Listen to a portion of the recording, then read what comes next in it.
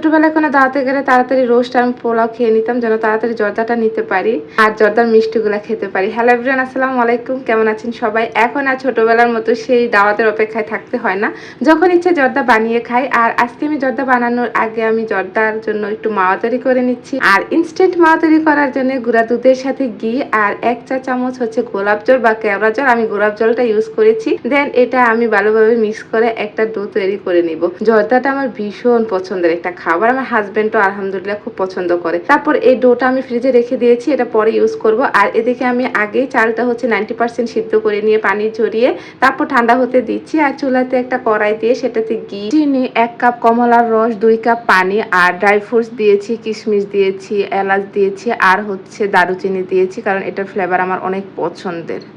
আর এটাতে চুলাতে আমি বসিয়ে দিয়েছি শিরা হওয়ার জন্য। আমি পুরো শিরা করব না, মানে চিনিগুলো যাতে গলে যায় ওই রকম করবো। আর এই ডোটা বের করে নিয়ে এখন এটা আমি একটা গ্রাইন্ডারের সাহায্যে গ্রাইন্ড করে নিচ্ছি। আসলে এই ইনস্ট্যান্ট মাওয়াটা আমি সবসময় তৈরি করে দেখা যায় আমার মাওয়াটা কিনতে মনেই থাকে না, আর অনেকদিন সংরক্ষণ করারও যেই মাওয়ার রেসিপিটা সেটাও আমি পাই না। এজন্য আমি হচ্ছে ইনস্ট্যান্টটাই তৈরি করে নিই যখন জর্দা বানাই তখন। অনেকদিন পরে জর্দা বানিয়েছি আসলে, মানে মাঝখানে আমার একদিন খেতে ইচ্ছে করছিল, ঝামেলার জন্য করিনি। তবে এখন দেখুন জর্দাটা আরো বেশি ইজি বানানো। যাই হোক, তারপর আমি শিরাটা গরম হওয়ার পরে এটার মধ্যে আমি চালগুলো দিয়ে দিয়েছি। আর এদিকে আমি আরো কিছু ফ্রুটস নিচ্ছি। তারপরে হচ্ছে আমার অনেক পছন্দের হচ্ছে মুরব্বা।